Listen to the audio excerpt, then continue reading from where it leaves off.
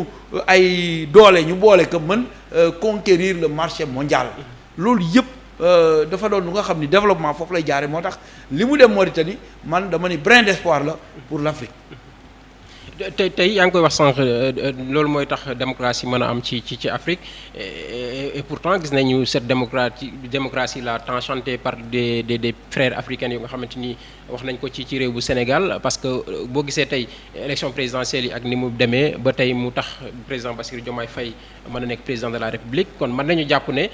Sénégal sooxewut ci li nga xamante ni moom moo jëm ci wàllu démocratie. oui c'est la pédagogie par l'exemple c'est-à-dire au fond dañ doon wan ni ñun de mën nañu dem ba ñëpp yaakaar ni Sénégal day tàkk Sénégal dal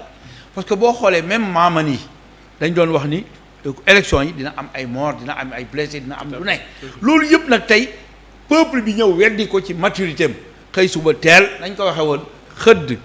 dem voté ji dog jubilé loolu lañ def te loolu jàmm la loolu defe naa même président Macky Sall daf ko bett bu nga xam ne bettu xëy na wàcc na waaye bettu mbégte lay doon également parce que au fond boo xoolee maturité peuple yi ñoom yaakaar nañu egguñu foofu donc ça symbolise la démocratie ça symbolise quand même une histoire qui sera écrite dans les livres nga xam ni ñun ñii ñëpp loolu lañ doon ñaan ñun de bëgguñu milliard bëgguñu alal bëgguñu dara waaye li ñu bëgg mooy contribuer ci suñu réew lu nga xam ni ëllëg dañuy citer dans les livres de l'histoire loolu mooy gloire tey boo gisee Cheikh Ahmadou Bamba ñu koy chanter un peu partout dans le monde c'est parce que dafa def lu nga xam ni ci Sénégal la dëkk kon sénégalais yi war nañu mën a taxaw def lu nga xam ne day jaaxal monde bi à chaque fois donc démocratie bi effectivement dafay gën a yokk te tey ku nekk bi may ñëw mais bégte laa àndal mooy lan maa ngi dox ci mbedd mi xalaatuma dara xalaatuma ku ma déglu xalaatuma ku ma yëddu xalaatuma ku may wax ci plateau ñu ni xamal looy wax xalaatuma police di ma dàqe yooyu yëpp xalaatuma police di yooxu sama waa kër yëpp tiit te yooyu yëpp nekkoon nañ ci kon tey bu ñu demee ba fii sant yàlla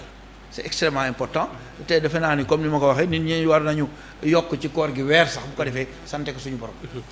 wax nga ko sànq da ngeen a xeex ba yegg si fi ngeen yegg si avec le président Ousmane Sonko tey ba ngeen yegg si au pouvoir teg ngeen seen gouvernement bu bees depuis presque 2 semaines ba tey moom moo war a nekk deuxième conseil des ministres ñu gis ne gouvernement bi il est composé de 25 ministres ak 5 chefs d'État 5 secrétaires d'État autant pour moi regroupement bi nga xam ne nii am na ci ces portefeuilles ministériels. jàpp nga ne tey du indi benn inefficacité par rapport ak gestion bi nga xamante ni bëgg nañ mu nekk gestion rapide mais gestion efficace par rapport ak li nga xamante ni moom mooy attente sénégalais yi. c'est le contraire qui va se passer dafay indi efficacité dans la gestion dafa am ay ministères yu nga xam ni waxtaan naa ci ak ay ministres boo demee direction yi ak agence yi dafa doon lu nga xam ni parfois nga gis ñaari direction wala ñaari agence yu nga xam ni yow doo mën a différencier ban liggéey la kii di def ndax li kii di def la kii di def loolu yëpp.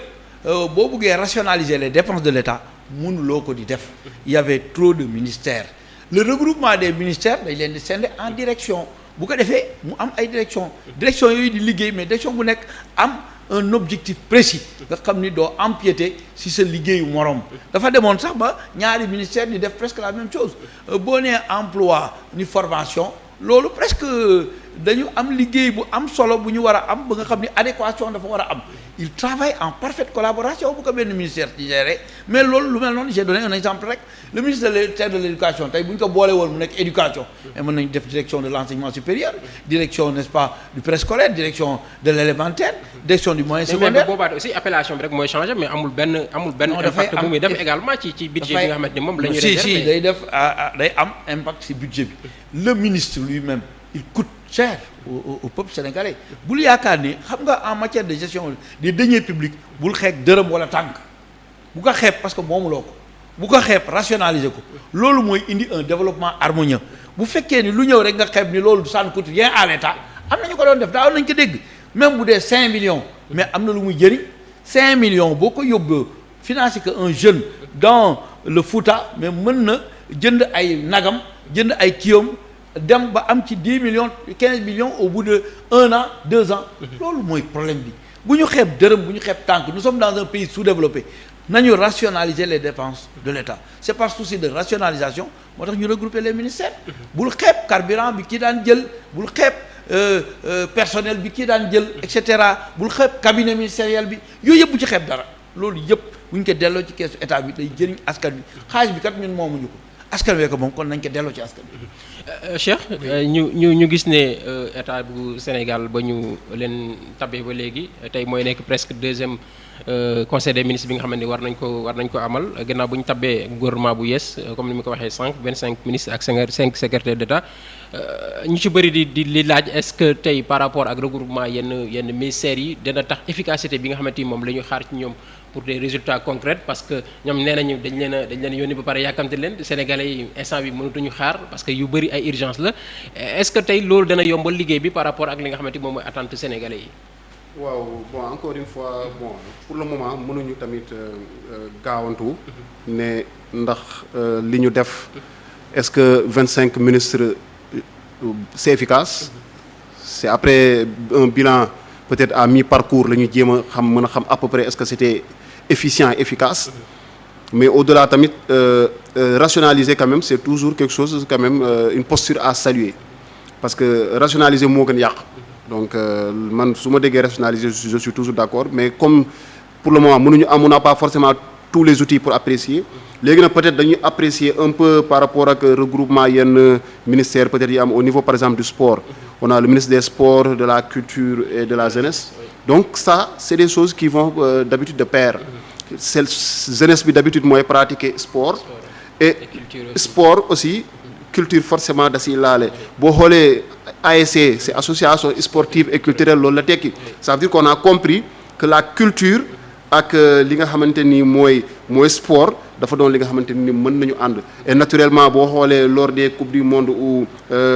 lors des coupes d'Afrique et autres da ngay gis il y a une forte présence culturelle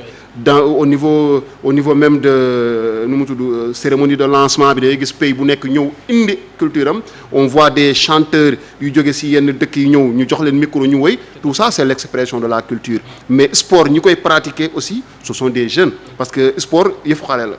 pour nga def ko faut pas être maladif par exemple donc il faut nga am wérgu yaram ba pare am kàttan donc kooku moo ko mel donc moi je me dis le trait d'union est vite trouvé donc mën nañ ko comprendre bu ñu leen boolee léegi nag est-ce que ça fait pas trop pour un seul ministre loolu peut-être dans la pratique ça va s'apprécier mais je pense ñun question bi ñu posé wu ñoom en tant que experts et autres je pense qu'ils sont posés la même question et peut-être qu'ils ont trouvé des moyens peut-être de pouvoir pallier nu mu tudd à une surcharge de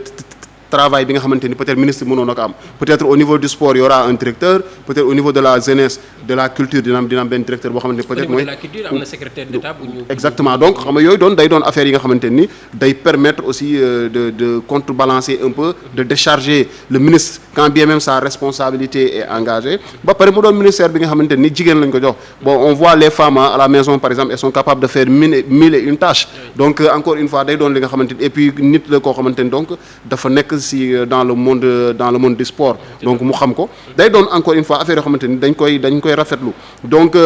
les féministes casse nañu par rapport ak li nga xamante ni mooy ministère de la femme ñu ne waruñu woon def ministère des familles ministère de la famille et des solidarités mais encore une fois je me dis ku wax famille bàyyiloo kenn boo ne famille wax nga femme wax nga père wax nga enfant wax nga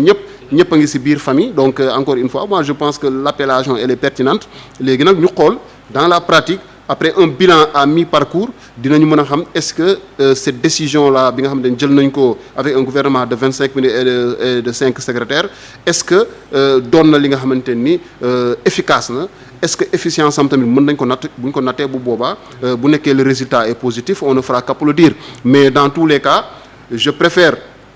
tey booy togg añ wala dara je préfère nga sóor lu nga xamante ni dafa yem bu nekkee ni gis nga ne les gens ont plus d'appétit peut-être suba nga yokk mais nga jël déjà dépenser xaalis bu bari alors que nga dem ba ci biir après tu te rends compte que les gens forcément amuñu appétit après loolu day doon yàq man je préfère que ñu commence nag peut-être que 25 ministres dafa ndaw peut-être que dans 6 mois et cetera on va se rendre compte que dafa ndawoon peut-être on va ajouter 5 ministres et cetera pour réajuster parce que réajustement la ñuy demee au fur et à mesure par rapport ak aussi li nga xamante ni mooy les enjeux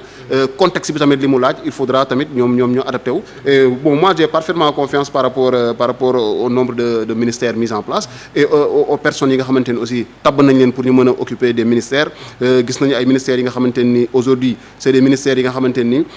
c'est des personnes apolitiques politique ñoo fa nekk ministère des forces armées ministère de l'intérieur ministre de la justice donc da nga gis ñooñu bon en tout cas à ce jour dégguma kenn ku génn ne membre lañu d'un parti wala d'une formation politique X ou Y donc day doon li nga xamante ne dañ koy rafetlu mais on va juger par rapport ak résultat encore une fois. ñu gis également ci par rapport ak les nouvelles décisions yu bees yi nga xamante ni gouvernement bi jël na ko notamment ak lu jëm ci respect heures yi gis nañ certains ministres commencé nañu application lu jëm ci li nga xamante ni moom mooy. pointage bi au niveau des ministères mais même également au niveau de certaines structures administratives tey loolu buñ ko gisee ban jàngat nga ciy am loo xamante ni jàpp nañ ne waroon nañu fekk tey Sénégal romb foofule ba 2024 ñuy doog a dellusi ci loo xamante ni. je pense que waroon nañu fekk. xam nga dans toute chose il faut de la volonté. c'est pas parce que tamit ñi fi newoon avant defuñu ko que yow doo ko def mieux vaut tard que jamais a-t-on l'habitude de dire. mais au-delà tamit démb wax naa la ma ne la dañuy wax ne ni les Américains disent que le temps c'est de l'argent donc tey ku war a liggéey 8 heures de temps ñëw liggéey 5 heures de temps. n'est-ce pas il aura encaissé un salaire de 3 heures yi nga xamante ni liggéeyu ko te day jógee ci gafa état bi dem ci moom te liggéeyu ko en termes de productivité donc day doon li nga xamante day doon ab un manque à gagner par rapport à l'état mais au-delà aussi dina permettre avec ce pointage là moi c'est ça que j'avais suggéré hier peut-être qu'ils mettent en place un pointage pour mieux filtrer et effectivement ils vont vers ça mais xam naa ne pointage bi aussi après c'est pour pouvoir voir un peu aussi par rapport au salaire parce que par rapport au pointage bu dee ci loolu lañ lay fay soo remplirul le nombre d'heures yi nga xamante ni moom la ñu laaj pour nga mën a fayeeku le salaire à 100% donc il faut procéder n'est-ce pas à des retenues sur salaire yi nga xamante ni peut-être dina gën a ñaax nit ñi parce que dama gis ne dans beaucoup de systèmes dans d'autres pays nit ñi au lieu ñu jàppale tëj de prison wala dóor la wala dara sa poche la ñuy laal te doomu aadama yàlla binde na ko bind boo xamante ni dafa bëgg alalam donc boo ko naree nag laal poche am rek day doon d'habitude li nga xam ne du ko neex après day jéem a commencer xam nga respecter même le trafic routier et autres code bi et cetera donc bu nekkoon fay bi mu ngi jaar yoon je me dis ku war a doubler di nga doubler ku warta doubler di nga yem sa place ku warta gaaree fenn doo fa gaaree mais malheureusement après gis nañu y a trop de masla boobu noonu moo tax ba Sénégalais yi bàyyeeku et aussi au sein des entreprises aussi publiques privé sax moo tane parce que privé foofu moom les gens sont beaucoup plus rigoureux beaucoup plus observateurs par rapport ak li ngay def ak li nga dul def donc alors que peut-être le public day doon li nga xamante ni c'est pas toujours respecté mais aussi il faudrait que l'exemple vienne d'en haut aussi tey boo doonee le directeur général d'une entreprise et que toi tu viens tous les jours à midi et que tu voudrais que n'est-ce pas que ta secrétaire soit là à 7 heures du matin day doon li nga xamante ni aussi day doon li nga xamante ni dafay sooxe donc il faut n'est-ce pas inviter les gens par l'exemple yow nga def mais ginnaaw bi nga defee on a vu que y a des pointages qui sont mis en place au niveau des différentes directions peut-être au niveau des ministères encore une fois on applaudit et le temps qu'on perdait peut-être qu'on ne le perdra plus ou bien si on perd du temps peut-être on perdra pas de l'argent avec EG tey le système de pointage bi nga xamante ni commencé nañ ko au niveau de l'administration